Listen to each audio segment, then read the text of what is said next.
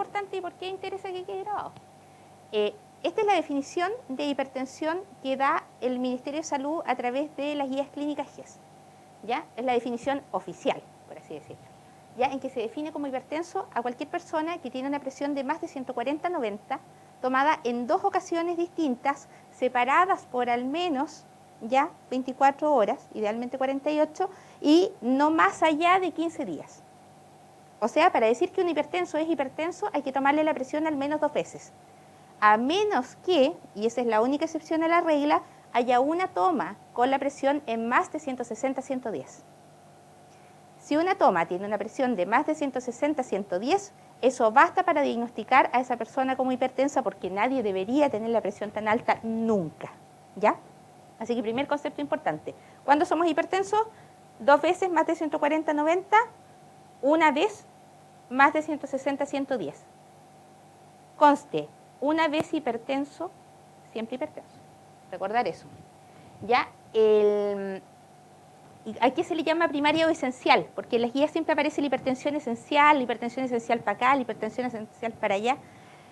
Es para diferenciarla de lo que llamamos hipertensión secundaria, que tiene una causa conocida. Por ejemplo, la de las embarazadas, que es la hipertensión del embarazo. ¿Ya? La hipertensión esencial es aquella en que no hay una causa conocida fuera de la herencia y de que estamos más viejos y un poquito más gorditos. ¿Ya? Esa es la esencial, que no tiene así como una causa detonante como un tumor que produzca adrenalina, como el embarazo de término, como la enfermedad renal crónica. Ya en esos pacientes se llama hipertensión secundaria. La esencial es la que no es secundaria, básicamente, la que no tiene una causa secundaria demostrada. ¿Ya? ¿Por qué es importante saber esto? Bueno, de partida, porque es un problema que tiene que ver mucho con la morbilidad y mortalidad cardiovascular. La hipertensión es una de las grandes enfermedades del grupo cardiovascular, que le llamamos, que son enfermedades que suelen ir juntas, dentro de las cuales está la hipertensión, la diabetes, el colesterol alto, la obesidad, el tabaquismo. ¿Ya? Esas 5 van a ser el objeto del ciclo de charlas que vamos a hacer. ¿Ya? ¿Por qué? Porque la principal causa de muerte en Chile son las enfermedades cardiovasculares. Es de lo que más nos morimos los chilenos. Y no son los chilenos, el mundo desarrollado en general. Estos son los datos ya que van asociados.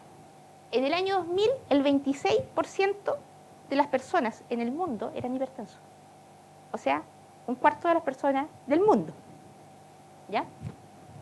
Para el año 2001, ya 7,6 millones de muertes prematuras. O sea, como si se muriera medio Chile. Y aparte de eso, 92 millones de años de vida saludable perdidos. O sea, personas que podrían haber estado bien, que podrían haber estado sanas en sus casas disfrutando su vida y que no los tuvieron. Que estuvieron en el hospital, que tuvieron accidente cerebrovascular, que pasaron por rehabilitación, que estuvieron hospitalizados por un infarto, entre las angioplastías, perseguir al cardiocirujano para que le haga el bypass y todo lo demás, y perdieron tiempo de sus vidas que podrían haberlos pasado o trabajando o disfrutándolos, y que no tendrían por qué haber estado en esa condición. ¿Ok? Por eso mismo es un tema bastante importante en cuanto a no solo a la mortalidad, sino que al tema de calidad de vida y a lo que perdemos de estar bien. ¿Ok? La hipertensión es el principal factor de riesgo para hacer accidentes cerebrovasculares, las trombosis, o ACV. Y también, obviamente, para la enfermedad coronaria, que son los ataques al corazón. ¿Ok? El 54% de los accidentes cerebrovasculares y el 47% de los infartos son secundarios a hipertensión. O sea, si llevan la mitad de los casos, los explican por sí mismos. Al margen de los accidentes cerebrovasculares, ponte tú por aneurismas, ya, o los que son solo por colesterol alto, los que pasan por uso de drogas, los que pasan por infinitas otras causas, la mitad es solo por ser hipertenso. ¿Ok? Y en Chile, ya, la primera causa de muerte son los infartos y en segundo lugar los accidentes cerebrovasculares. Entre los dos ya agrupan una tasa, ya la tasa más alta de mortalidad, o sea, nos morimos más de esto que de cáncer. ¿Ya? Pero todo el mundo le tiene miedo al cáncer. ¿Ya? Lo vemos en la tele, ya hablan en los matinales y todo, pero en realidad el verdadero problema es este. Nos morimos mucho más de esto de lo que nos morimos de cáncer. Así que, ¿cuáles son los datos locales? Esta está ya de vida en salud de acá de Chile, ¿ya? Que está clasificada por región. Y si se fijan, nosotros acá en Los Ríos, el 26% de nuestra población es hipertensa. ¿Ya? Esta es de acá, o sea, está clasificada por regiones y es la encuesta de... ¿cómo se llaman los? La encuesta de salud, la encuesta nacional de salud, ya que es la que toman las enfermeras cuando van a las casas y les preguntan, que salen de los consultorios y de la Seremi de Salud y que van casa por casa, les aplican el EMPA y les preguntan, ¿usted tiene alguna enfermedad crónica? Y si no las tiene, también censan, les toman la presión, buscan hipertensión y demás. Y esta encuesta se hace cada cierto tiempo, de hecho este año se aplicó una que están tabulando los datos, ¿ya? Pero esta es la última que hay disponible, ¿ya? Que es la de 2009-2010. Y nosotros acá en Los Ríos estábamos con una tasa bastante normalita a nivel país. La de Chile es 26.6, nosotros tenemos 26. ¿Ya? No, obviamente hay regiones que están mucho más complicadas que nosotros, como la región de Higgins y la región de la Araucanía, que hay mucha cantidad de pacientes hipertensos, pero nosotros estamos como dentro del promedio país como región de Los Ríos. ¿Ya? Lo cual nos dice que no estamos muy bien. Un cuarto de los valdivianos con presión alta. Ahora, ¿cómo funciona y por qué es importante? Si se fijan ahí arriba, ¿ya? Tenemos una arteria grande, ¿ya? Que es como funcionan las arterias normalmente. Con el paso del tiempo se empieza a depositar colesterol. Se fijan, la de abajo tiene una línea amarilla que no tiene la de arriba. Ya, esa línea es colesterol que se va depositando en la arteria y que la va tapando. Y va haciendo que las paredes vayan siendo más rígidas. Y si piensan en un río, en la forma como discurre un río, ya tiene mucha lógica. Cuando el río es ancho, como en nuestro calle, el agua fluye lento y sin problemas. Y cuando el río se estrecha, aparecen rápidos. ¿Ya? Y pasa con más fuerza. ¿Ok? Eso es la hipertensión. O sea, en el fondo, como los ríos están estrechos, el agua pasa con fuerza y puede pasar rompiendo. Cuando pasa rompiendo, eso es lo que se llama un accidente de placa y es lo que produce los infartos y los accidentes cerebrovasculares. O sea, en el fondo es como tener una bomba de tiempo que nunca sabes en qué momento va a romper. Cuando rompa la placa, esa placa de colesterol que está ahí, se va a producir el accidente de placa y vamos a tener el problema en serio, ¿ya? Y vamos a terminar en el hospital y posiblemente nos vamos a recuperar y posiblemente no. Por eso es importante controlarla, ¿ya? En el fondo para quitarle presión a esto y por supuesto que también se controlan las otras enfermedades en conjunto. ¿Qué síntomas tiene la hipertensión? Ninguno. Ese es el problema. Por eso hay tanta gente que la tiene y poca gente que lo sabe. Porque la hipertensión en las primeras etapas no da síntomas. Ninguno. Es decir, ¿qué siente una persona con 140-90? Nada. Nada. Pero es hipertenso. Existe el mito, así como súper extendido, ya, de que las personas cuando están con hipertensión sienten zumbido en los oídos, les duele la cabeza. Sí, pero eso es cuando ya está avanzado. El concepto es detectarlos antes de que lleguen a ese punto. Porque cuando llegaste ahí es porque ya se está produciendo daño. La estrategia es darse cuenta antes de que uno es hipertenso para empezar tratamiento y no llegar a ese punto. Porque cuando ves puntos blancos es porque tu retina no está bien. Es el aviso de que los ojos te están diciendo, uy, estoy sufriendo, la retina no está viendo bien, no, estoy isquémica y por eso veo puntos blancos. Ya es el aviso de que las cosas no andan bien, ¿ok? Y cuando ocurre, ya pueden aparecer todos estos síntomas: dolor de cabeza, dificultad respiratoria, vértigo, dolor torácico, palpitaciones, ¿ya? Eso, como les explicaba, es de una etapa más avanzada. ¿Cómo la detectamos? Yendo a tomarnos la presión, es así de simple, ¿ya? Esa toma de presión tiene dos características. Una, debe hacerlo alguien preparado para hacerlo, ¿ya? ¿Por qué? Porque las maquinitas esas que uno tiene en la casa, ¿ya? La típica de aquí de la muñeca que te venden en la farmacia, son súper sensibles al movimiento. Entonces basta, si yo me la pongo ahora y la hago así, me va a dar presión alta, ¿ya? Aunque esté absolutamente normal. Y si me la toman con el esfingomanómetro de mercurio, que es el estándar y demás, que acá en Chile ya no usamos por culpa del mercurio, o con el aneroide, me va a dar la presión absolutamente normal, ¿ya? Pero con la maquinita, si yo la tomo y la hago, listo. Aparezco como terriblemente hipertensa y no es una hipertensión real. Pero el concepto importante aquí es que debe ser presión tomada por alguien que sepa, o sea, cualquier consultorio o acá mismo, el policlínico. De hecho, mucha gente va ya cuando tiene la duda y se toma la presión y allí se las toma todas. ¿Ya? Los esfingomanómetros que tenemos acá en el policlínico son los que están validados por el Ministerio de Salud, que es el marca Omron. ¿Ya? Y por eso las hacen reposar primero 5 minutos y allí se fija que no se muevan durante la toma y todas esas cosas. No les dice que lo está vigilando, pero lo está haciendo. ¿Ya? Y el concepto de esto es para poder detectar la hipertensión de forma precoz cuando todavía no hay síntomas y poder iniciar tratamiento antes de que se produzca daño en los órganos, que ese es el objetivo. ¿Cuáles son los conceptos clave con hipertensión y las cosas de las que no nos podemos olvidar? Primero, que es una enfermedad crónica. ¿Qué significa eso? Que no se pasa, no desaparece sola. No es como, yo fui hipertenso, pero ahora ya no. No, uno sigue siendo hipertenso. Hay hipertensos controlados y compensados y hipertensos no controlados, ¿ya? Pero no hay personas a las que se les pase la hipertensión. ¿Por qué esto es súper importante? Porque, por ejemplo, una persona que fue diagnosticada con hipertensión a los 27 años, ¿ya? Como un amigo muy cercano que tengo que se llama Felipe, que a los 27 años lo diagnostiqué como hipertenso, súper joven. Es un chico delgado y todo bien. Felipe, obedientemente, bajó de peso, hizo ejercicio, dejó de fumar, ¿ya? Y de repente le tomamos la presión y estaba normal, sin pastillas. Y me preguntan, ¿entonces se me pasó la hipertensión?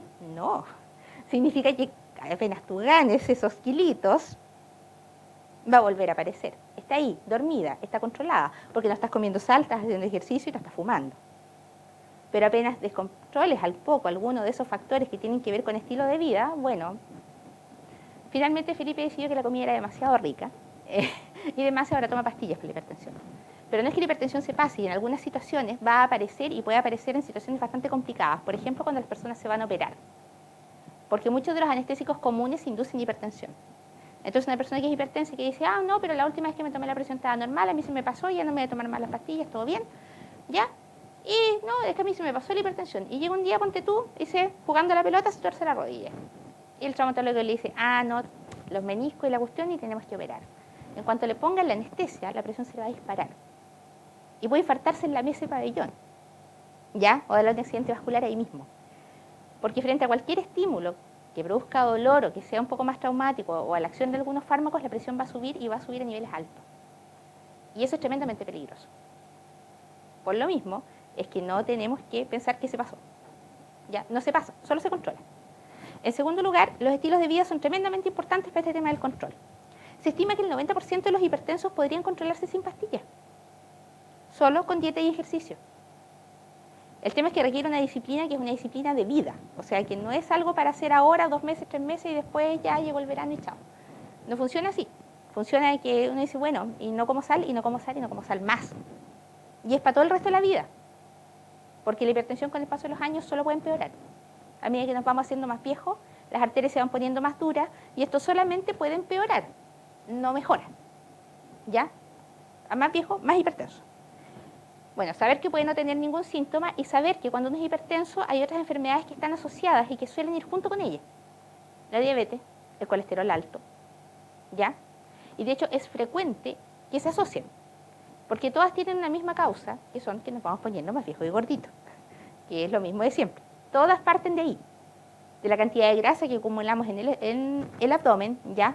La grasa abdominal, la malvada, esa que cuesta un mundo sacar con dieta, ¿ya? Y es la base de todo el problema metabólico que termina en esto. Y por eso suelen ir juntas. Y la otro concepto importante es que es una de las patologías que está en el auge. ¿Qué significa eso? A efectos legales, significa que en Chile está garantizado el acceso a tratamiento. Absolutamente garantizado. No importa si tienes FONASA o ISAPRE, lo que importa es el lugar de la prestación, nada más. El ISAPRE te asigna a un prestador, vas a donde tu prestador y ya, y te van haciendo tus recetas, te van haciendo tus controles y todo. En FONASA se supone que el prestador natural es el consultorio. Acá nosotros hacemos control cardiovascular principalmente porque sabemos que a veces los consultorios están un poquitito copados, vamos a ser diplomáticos, y que no siempre las personas tienen las horas en momentos en que les acomoda o donde pueden faltar el trabajo y demás, entonces por eso tratamos de facilitarlo, como policlínico de personal, para que puedan llevar sus controles como corresponde, y por eso casi la mitad de nuestra consulta es policlínico de salud cardiovascular. casi tanto como morbilidad, ¿ya? El acceso a tratamiento garantizado por ley significa que los medicamentos se entregan en estos lugares. Todas las personas tienen acceso a pedir los medicamentos en sus consultorios o en sus ISAPRES, ¿ya? Eso es lo legal. Se firma una hoja que se llama constancia de información al paciente GES, que es una copia para el médico que la hace y una copia para el paciente, y con eso uno puede pedir la derivación al prestador o al consultorio.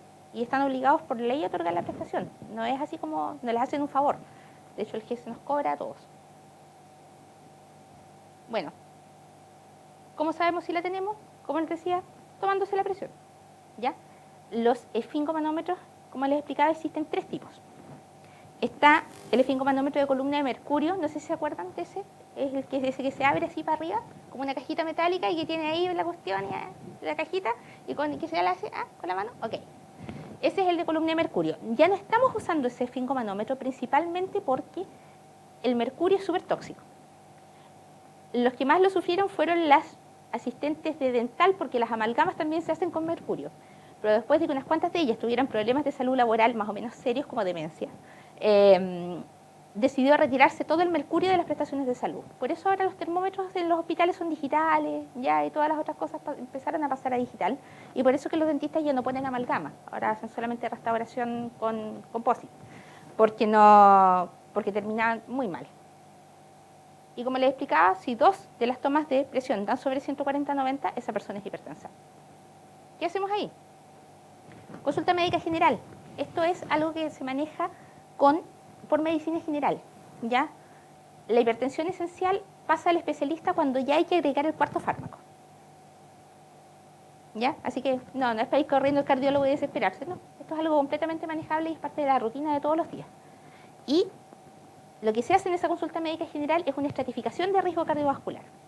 ¿Qué significa eso? Usamos unas tablas, ¿ya?, en las que empezamos a fijarnos. Si se fijan, los que han ido a control, uno les pide una serie de exámenes y demás, ¿ya? Ese montón de exámenes que se les piden es para hacer esto, la estratificación de riesgo cardiovascular, en que se buscan las otras enfermedades asociadas, ¿ya? Y se les pregunta la historia, así como los papás eran hipertensos y demás, ¿para qué?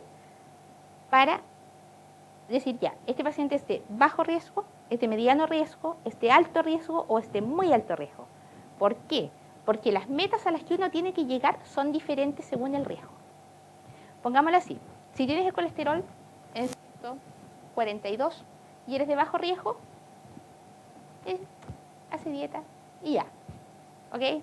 No le pongáis tanta mantequilla al pan. Y con eso ya va a bajar a 135 y con eso yo me conformo y soy feliz porque es de bajo riesgo. Las probabilidades de que se infarte son menores al 1% a 10 años. Eso se asocia a un porcentaje de riesgo de decir, bueno, ¿cuántas probabilidades tiene de que le dé un infarto o un accidente cerebrovascular de que 10 años? ¿Ok? En cambio, si es un paciente de muy alto riesgo, con esos mismos 142 de colesterol, que no es mucho, de LDL, yo le voy a dar estatinas. Porque el riesgo de que ese paciente se infarte o le dé un accidente cerebrovascular de aquí a 10 años es cercano al 40%. O sea, es tremendo. Por lo tanto, significa que la meta de colesterol para ese segundo paciente es bajarlo a menos de 100. Y nadie puede bajar 40 puntos de colesterol solo con dieta. Eso es imposible. No importa, aunque tomaran agua y lechuga. Aunque se alimentaran de agua y lechuga, no lo podrían lograr porque es bioquímicamente imposible lograrlo. No es que lo hagan mal, no es que no tengan voluntad, no es que sean flojos, no. Es que es bioquímicamente imposible. Así de sencillo, ¿ya? Es como pedirle a un niño que no crezca. No va a pasar, ¿ya? Son cosas que están en la biología de los humanos y que no podemos cambiar, por lo tanto tenemos que lidiar con ellas. Y cuando eso pasa, si hay muy alto riesgo, uno tiene que buscar metas más exigentes y por eso es que se hace esto, ¿ya? La estratificación de riesgo, para saber qué tanto tengo que apretar en el fondo. ¿Qué hacemos con la modificación? Ahí se les va a aconsejar en la primera consulta, después de la estratificación, la modificación de los estilos de vida. Dejar de fumar, hacer ejercicio de 30 minutos al día. Basta con caminar rápido, ¿eh? La caminata rápido para nosotros cuenta como ejercicio, pero la caminata rápido es que se te acelere el corazón. No es así como... No, ya tiene que ser caminar así como que uno se canse. Y en tercer lugar, ya obviamente no fumar. Y bajar la sal en la comida. Cuando yo estudiaba nos daban la regla del lápiz y de la tapita de lápiz Bic. Gánese el hipertenso, usted cocina sin sal. 2 tapitas de Lapific, eso es lo que usted tiene para todo el día. Usted elige si se lo echa todo a una sola comida o si lo parcela. Pero tiene 2 tapas de Lapific para todo el día. Y no más sal. El problema es que cada vez comemos más alimentos procesados. Y los alimentos más procesados llevan sodio, aunque sepan dulces. ¿Ok? De hecho, si lo piensan, tiene mucha lógica. Nosotros cuando hacemos, ponte tú, galletas, los que han cocinado galletas, le ponemos un poquito de sal. La receta lleva, aunque sea una pizca, pero lleva. Las que hacen industrialmente llevan mucha más de la pizca que uno le echa como para que la masa tome, ¿ya? Lleva mucho más cantidad de sal. Y ese sodio escondido es el gran problema. Porque nos lo comemos sin darnos cuenta. No le sentimos el sabor salado, pero sigue estando ahí, sigue siendo sodio que entra. Y el sodio tiene una capacidad químicamente muy desagradable y es que puede retener agua. El sodio arrastra el agua hacia el intravascular. Y a más agua movemos, más presión. Es así de simple. Más presión y más hipertensión nos ponemos. Se hace el ingreso GES y finalmente ya, si el paciente en esa primera consulta está en más de 160, 110, uno inicia fármacos al tiro. Ahí está el corte. Si la presión está en más de 160, 110, ese paciente, aunque se convierta en la persona más ascética del mundo, que coma sanísimo, que haga ejercicio todo el día, que baje de peso hasta los 50 kilos y demás, necesita medicamento. Baja, todas estas cosas bajan, pero no bajan tanto. ¿Ok? De hecho, lo que estamos haciendo hoy día de educación grupal, también se ha demostrado que baja entre 2 y 3 puntos la presión, fíjense. Solo el hecho de saberlo, de saber estas cosas. ¿Ya? Y por eso es una de las cosas que están recomendadas en las guías de salud, hacer las educaciones grupales y dar la oportunidad de preguntar, porque las educaciones grupales tienen la capacidad de mejorar el control de la presión, porque permiten tomar decisiones más informadas. Al saber cuáles son los riesgos y cómo manejarlos, tomamos mejores decisiones y eso nos ayuda a estar más sanos. Tiene mucha lógica. ¿Cuáles son los objetivos? ¿Para dónde busca uno llegar cuando trata la hipertensión? En primer lugar, que la presión esté normal. Lo primero, ¿ya? La meta es, a pesar de que hablan en la atención primaria, que la meta en los adultos mayores es menos exigente, como que después de los 55 con que tengas menos de 150, 90 nos conformamos, pero hay que verlo también en perspectiva. Nosotros acá tenemos una situación súper especial como policlínico, y es que sí, tenemos bastantes pacientes sobre 55, pero son pacientes que están laboralmente activos, ¿ya? Son personas que están activas, que llevan a cabo sus trabajos muchas veces por la experiencia hasta mejor que gente que viene recién empezando porque han aprendido cómo se maneja, ¿ya? Muchos de nuestros profesores tienen igual hartos años y bueno, están ahí haciendo clases y están bien, ¿ya? Y han funcionado bien. Entonces, en estricto rigor, como que no es muy, yo considero que es un poquito arriesgado ya decir, chuta, no vamos a tratar de llevarlos a presión normal porque total ya tiene 60. Pero mucha gente acá a los 60 está completamente activa, pues. Por lo tanto, considero que es un riesgo un poco alto y en general yo casi un poco más exigente con las metas de presión y sin importar la edad que tengas, busco llegar a presión normal. Porque se puede. Probablemente uno use fármacos un poquito más o en dosis un poquitito más altas, pero la idea es llegar a presión normal. ¿Ya? En otras palabras, no lo voy a perdonar porque cumplan años. Los voy a apretar igual. ¿Ya?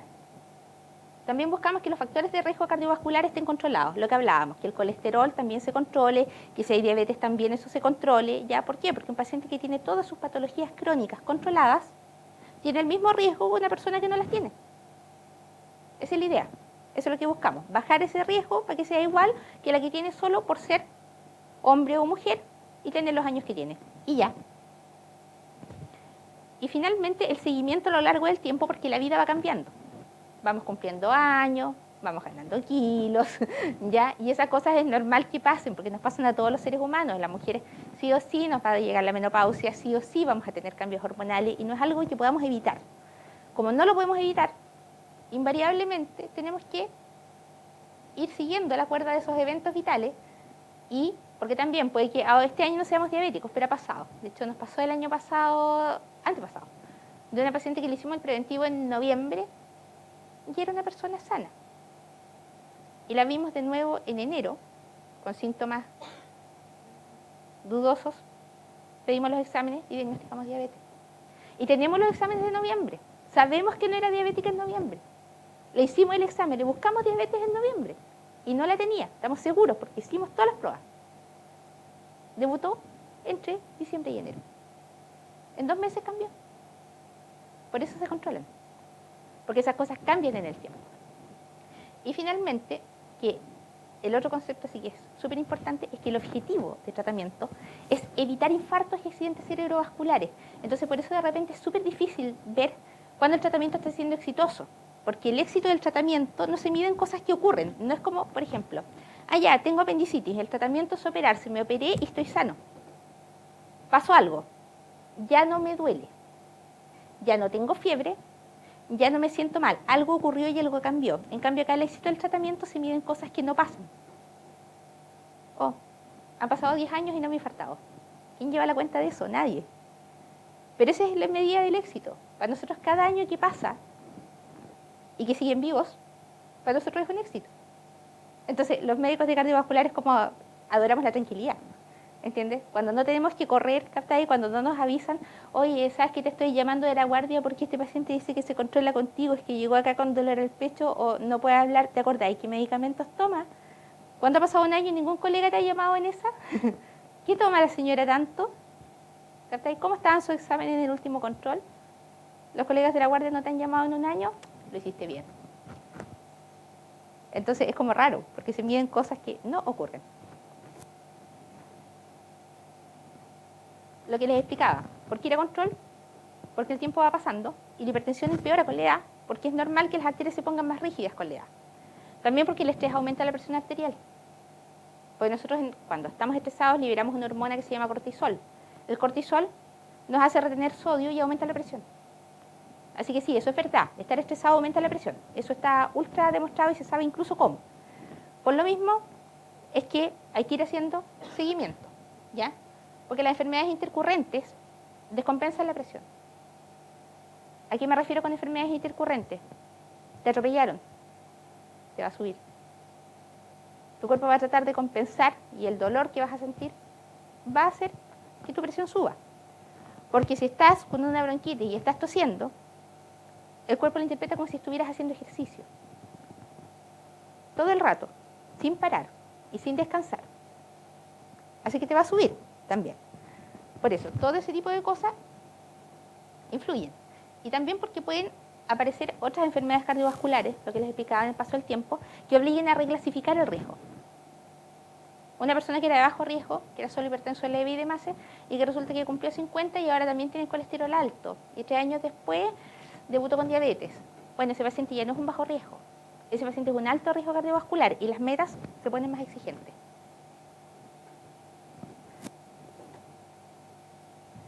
Y finalmente, el gran dato. ¿Cuándo ir a urgencia? Yo sé que esta parte es como súper técnica. Existe un mito bastante extendido, ya en hipertensión, que dice que cuando uno está con la presión alta, o sea, más de 160, 110, tiene que ir y consultar en el servicio de urgencia. No es así, ¿ya? Cuando nosotros tenemos dos conceptos, los médicos bien interesantes, que son la urgencia hipertensiva y la emergencia hipertensiva.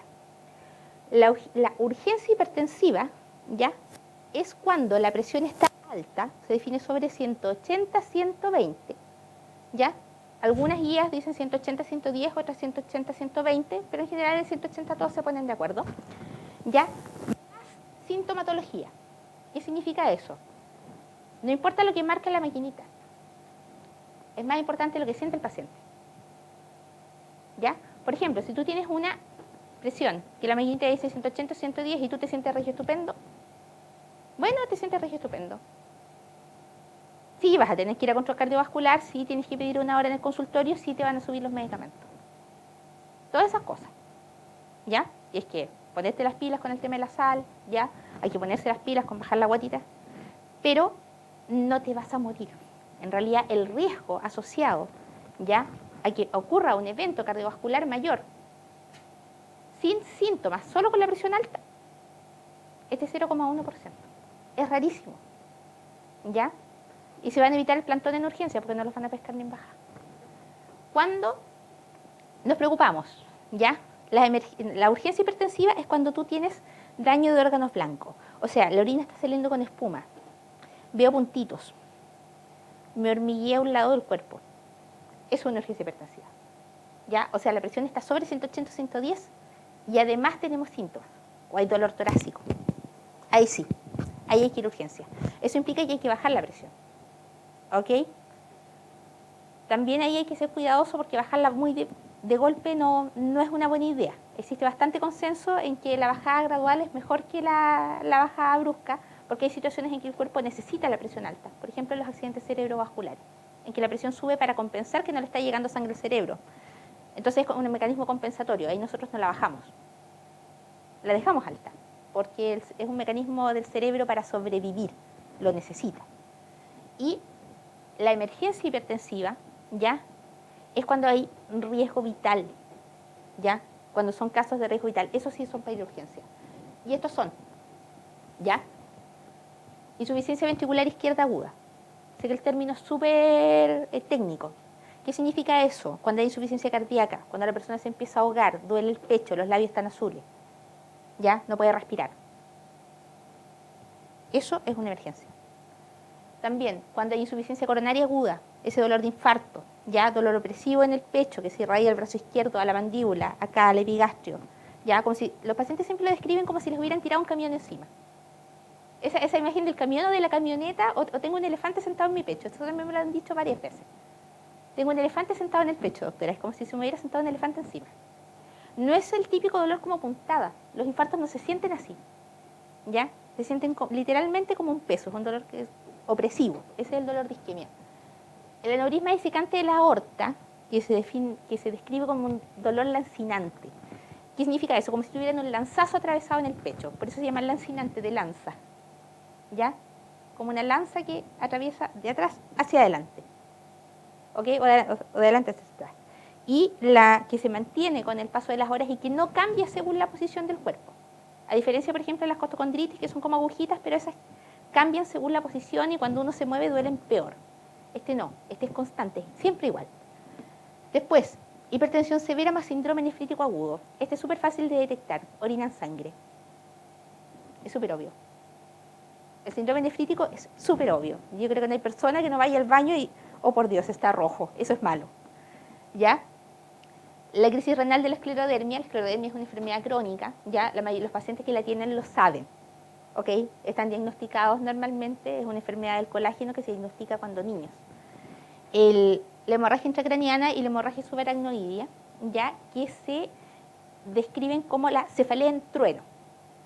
El concepto de cefalea en trueno es bien simpático, es un dolor intenso de cabeza que describen como una pedrada y que alcanza su mayor intensidad en menos de un minuto.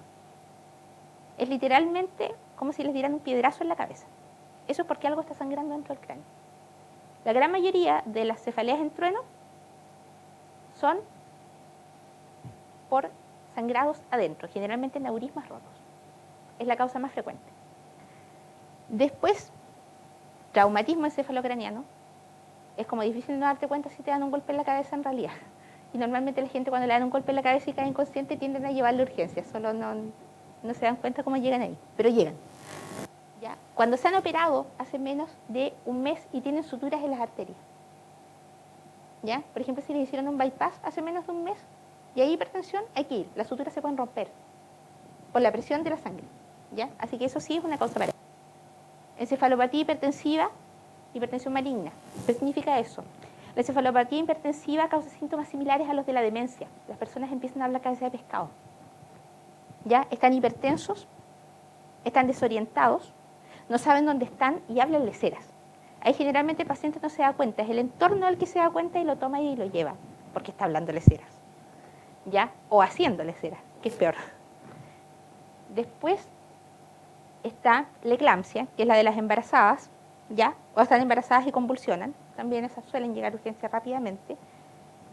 El feocromocitoma, que es un tipo de tumor ya maligno, que normalmente se diagnostica también tanto por hipertensión como por otros síntomas que aparecen, hipertensión, taquicardia, sudoración.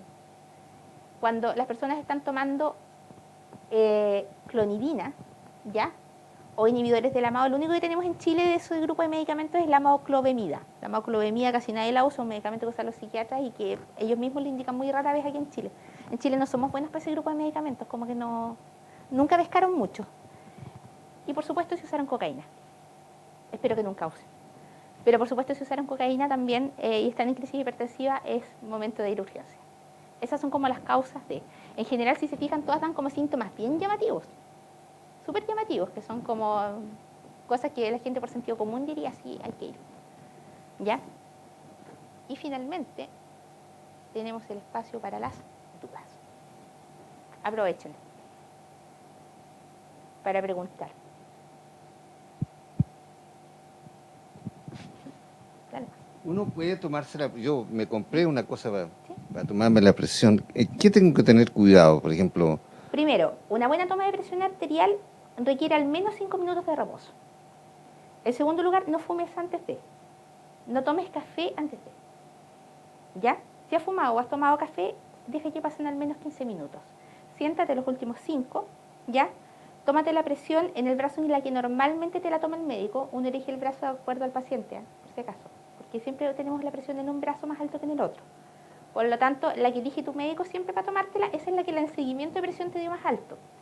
Por lo tanto, en ese brazo es en el que te la tienes que tomar. Es tu presión más alta. Siempre buscamos el peor valor. ¿Ya? El que debería ser el peor valor. ¿Sirve tomársela? En estricto rigor, no mucho, a menos que estés sintomático. ¿Ya?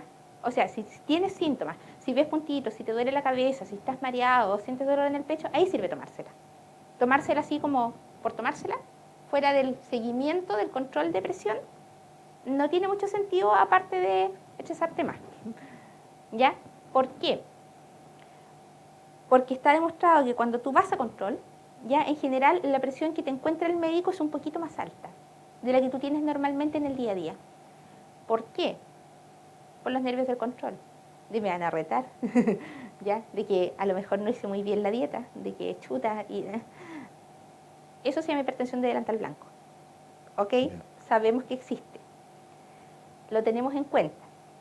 Y como nosotros encontramos una presión un poquitito más alta, si nosotros te encontramos, ponte tú en 120-80, en tu casa muy probablemente vas a estar en 110-70, siguiendo las indicaciones o, ¿ya? O 115-75, vas a estar un pelín más bajo. Por lo tanto, si estás compensado en el control, las probabilidades de que estés compensado en tu casa son más que buenas. Así que en general no se recomienda eso del control así como obsesivo de la presión, porque al final lo único que logra es generar más ansiedad. Si estás sintomático es distinto. ¿Ya? Porque si tienes síntomas, puede ser una de dos, que estás con una enfermedad intercorrente, te agarraste la gripe, puede ser.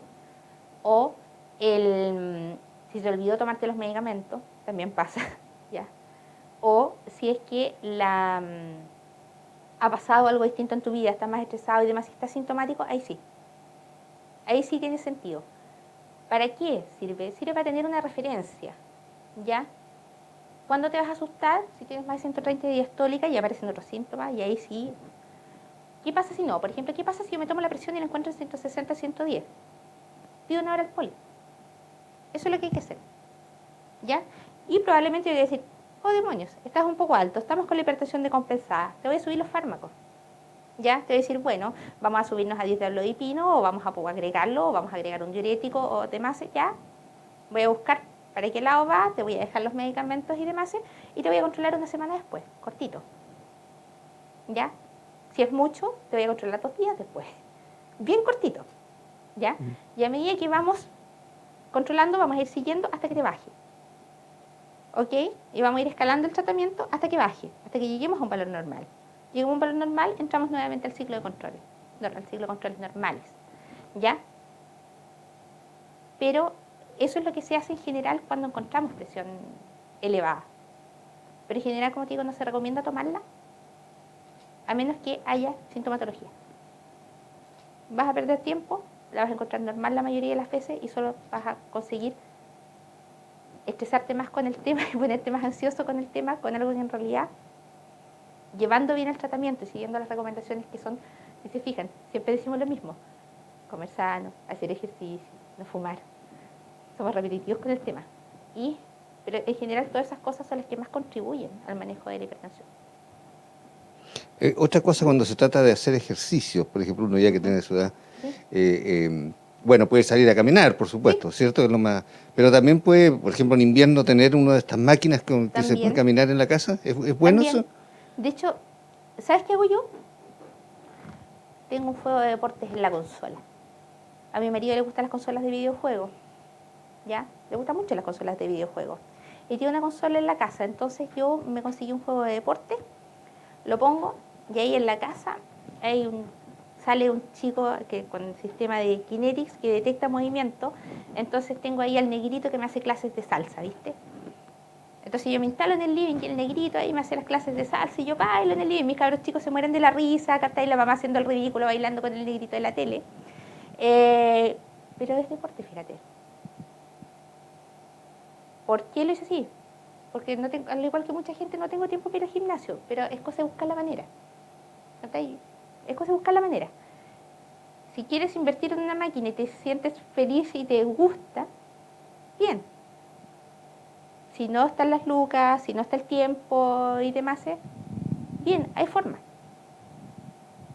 Lo que se acomode a cada paciente. Nosotros no decimos, no, es que hay que hacer este tipo de ejercicio. No.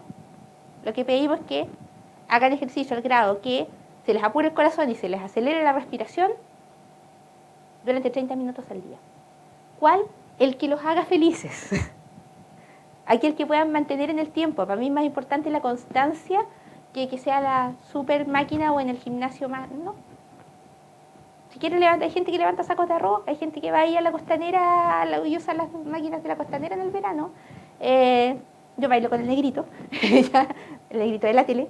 Y hay gente que hace deportes estructurados porque les gusta más hacer deportes estructurados, que les gusta salir y juntarse con los amigos y jugarse la pichanga y todo está bien, mientras se muevan. No da lo mismo cómo, solo muévanse. ¿Ya? ¿La gimnasia acuática? La gimnasia acuática tiene bastantes recomendaciones en los pacientes con artrosis, fíjate. En los adultos mayores con artrosis. ¿Por qué?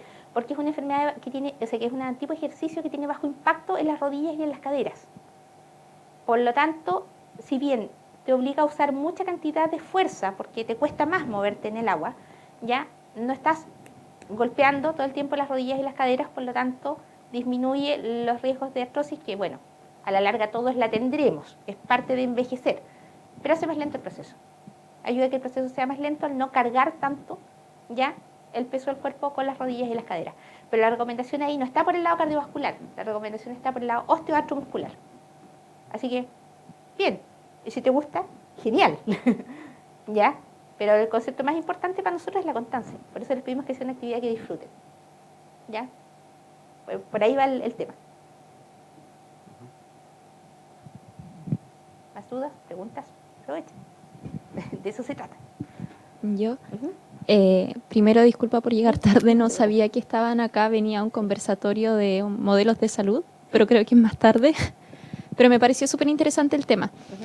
Y me surgió una duda cuando dijo que habitualmente uno debería tomar la presión en el brazo que escoja el médico. Yo soy estudiante de obstetricia y continuamente estamos tomando la presión a las usuarias. ¿Cómo elijo qué brazo tomar la presión? Porque por lo general Te tomamos el perdiste la brazo. primera parte. Sí. El control seriado de presión arterial. El control seriado de presión arterial se hace en los dos brazos. ¿Ya? Te lo toman en el izquierdo y en el derecho. Una de las dos mediciones siempre es más alta. Ah, ya. ¿Ok? Por lo tanto, como una de las dos mediciones es más alta, ese va a ser el brazo escogido en los controles. El que de más alto. La peor medición. Ah, ya. ¿Ya? La peor medición va a ser la que va a seguirse usando, ¿ya? Porque sabemos que ese paciente la tiene más alta en el lado izquierdo, otra la tiene más alta en el derecho, ¿ya? Por ejemplo, si tú tienes tu presión más alta en el brazo derecho, si a ti te diagnosticáramos con hipertensión, tus controles cardiovasculares siempre serían en el derecho. Ah, ya. Tu peor medida, Entiendo. Muchas gracias. así como se hace. ¿Dudas? ¿Más dudas? ¿Preguntas? Solo para saber cuál de los dos es, pero después, en general, cuando uno hace control seriado, por eso se hacen más de una medición, es para tener un patrón, es para buscar el patrón. Y precisamente ahí se escoge y ese queda. Pero si tienes duda de saber cuál de tus brazos es tu brazo de presión más alta, te la puedes tomar en los dos. Pero siempre uno de los dos va a marcar una tendencia. Con el paso del tiempo y a lo largo de varias mediciones, siempre uno de los dos va a marcar una tendencia como ser el peor brazo. Ese es en el que tienes la arteria más estrecha en realidad. La arteria que anatómicamente es más estrecha. Por lo tanto, esa va a ser la presión que siempre vas a tener un poquitito más alta. Normalmente no es una tremenda diferencia, ¿eh? No es como que tengas 160 en una y 140 en la otra sistólica. No, no es así. Son diferencias de 2, de 3 puntos, ¿ya? Pero esa es la peor medida para esa persona. La peor presión para esa persona. Y esa es la escogida. ¿Sí? ¿Mayor a 90, mayor a 140? Sí. ¿Cualquiera de las dos? Cualquiera de las dos. O sea, puede ser Sí. una sola. Puede ser una sola. Exactamente, puede ser una sola. De hecho, hay un tipo de hipertensión que la hipertensión de delantal blanco, y que es la que aparece solamente cuando estás con el médico, curiosamente. Ya, aparece una en que es solamente la sistólica. Sistólica sobre 40, o sea, sobre 140, y diastólica normal. Pero sí, basta una de las dos. Dos veces consecutivas, ¿cierto? Dos veces que no necesariamente tienen que ser consecutivas, pero que no pueden estar separadas más de 15 días. Ya, 2 veces. ¿Ya? Ujú. O sea, si te tomamos la presión hoy día y te encontramos 140 y 80, ponte tú, Ujú. ya tienes la sistólica, en 2 días más hay que volvértela a tomar. Si esa está normal, en 2 días más hay que volver a hacerlo. Y si esa vuelves a dar 140, Ujú. eres hipertensa. Ya. Ujú. ¿Ok? Ok. Si después todas salen normales y un mes después te vuelve a salir otra alta, no. Ujú. Pero si en una de las tomas tienes más de 160, 110, eres hipertenso. ¿Sí o sí? Ahí basta con una. ¿Y el holter cuánto está indicado? El holter está indicado, buena pregunta, súper buena, excelente. Gracias. El holter está indicado, según las guías clínicas MinSal, ¿ya? Cuando, sospechas de hipertensión de delantal blanco, ¿ya? O sea, cuando el paciente lo encuentran hipertenso cuando va al médico y el resto del tiempo, todo el resto de la gente lo encuentra normal, y él, por ejemplo, en las consultas que ha tenido que se ha tomado la presión, ponte tú, en farmacia, que hay registros confiables, que le ha tomado la presión la amiga enfermera y demás y todo, y siempre ha estado normal, pero cuando llega, a los dentistas les pasa mucho eso. Y cuando llegan al dentista se disparan. Probablemente ese paciente no es hipertenso, probablemente le tiene miedo al dentista. Pero la hipertensión de delantal blanco es una de las indicaciones. La otra es en los casos en que los pacientes están sintomáticos solo a ciertas horas del día. ¿Ok? Por ejemplo, el paciente que llegó a urgencias un día por un resfriado y lo encontraron con la presión alta a las 11 de la noche. Y cada vez que tú le has tomado la presión, en los controles habituales siempre ha estado normal. Sí, hay gente que hace hipertensión nocturna. Ahí también está indicado el holter. Cuando tienes la duda de que ese paciente hace un ciclo circadiano con su presión y que no coincide con las horas de control. Ahí lo indicas el holter, ¿ya? Porque ningún consultorio va a atender a las 11 de la noche para tomarle la presión, porque allá va a hacer un seguimiento, lo van a mandar a freír mono al África.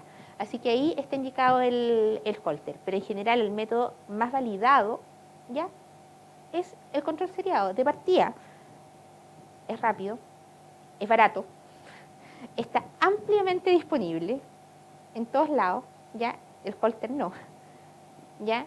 Y no requiere la interpretación de un cardiólogo. O sea, te vas a ahorrar bastante lucas y bastante tiempo, porque además el aparatito es bastante incómodo, por lo que me han dicho. Yo nunca me he hecho un holter, pero los pacientes han dicho así como, no, sí, es que se me olvida que lo tengo puesto, y es que la cuestión es que molesta, y es que anoche me di vuelta al dormir y me lo saqué y tuve que ir de nuevo. A varios pacientes les ha pasado la talla. Pero en general el holter tiene esas indicaciones bien precisas, ¿ya? Y también cuando hay, a pesar de un tratamiento bien llevado, tú encuentras daño de órganos blancos, por lo tanto necesitas demostrar si hay, en qué momentos del día tienes escape de presión para ajustar el tratamiento en un hipertenso ya diagnosticado. Ahí también hay indicación de holter, ¿ya? Por ejemplo, el paciente que ya lleva harto tiempo en control y demás, que tú siempre lo encuentras con las presiones normales y todo, está todo bien, tú juras que está todo bien, y de repente te aparece así como, oh, ¿y por qué la función renal no está muy buena? ¿Qué está pasando aquí?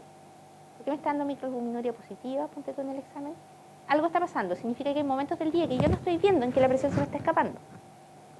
Ahí hay indicación de holter. ¿Ya? Muy bien.